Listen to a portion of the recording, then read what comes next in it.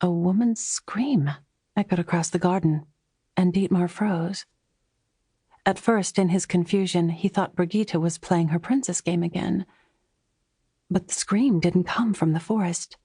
The sound came from inside the house, through the open window of the sitting room. "Mama!" The woman screamed again, and he dropped the carrots, raced toward the door.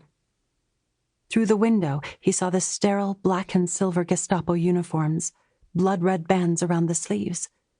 Herr Dara and another officer towered over his parents.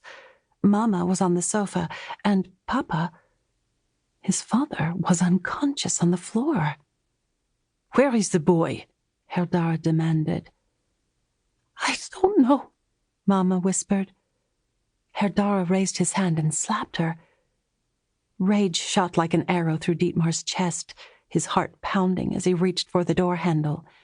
But in that moment, in a splinter of clarity, his mother's eyes found him, and he'd never forget what he saw. Fear, pain, and then the briefest glimpse of hope. "Laufe," she mouthed. "Run." He didn't know if the officers heard her speak, or if they saw him peering through the window. He simply obeyed his mother's command. Trembling like a ship trapped in a gale, Dietmar turned around. Then the wind swept him away, carrying him back toward the treehouse, away from his parents' pain. "Coward!" The demons in his mind shouted at him, taunting as he fled. She took a long sip of the milky tea she'd brewed an hour ago. In her mind, journalism was a science that educated society about both past and present in hopes of bettering it, keeping people accountable for their actions and informing them about the past so they wouldn't repeat mistakes. In the mind of Mr. Graham, it was more about keeping a dying industry alive and, of course, selling papers. If people stopped paying for news, online or off, Quenby wouldn't have a job.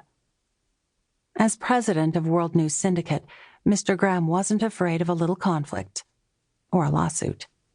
His family had been in the business of news for more than 60 years. A breeze blew through the park below her flat, curling the fog into strange shapes over the pond's surface.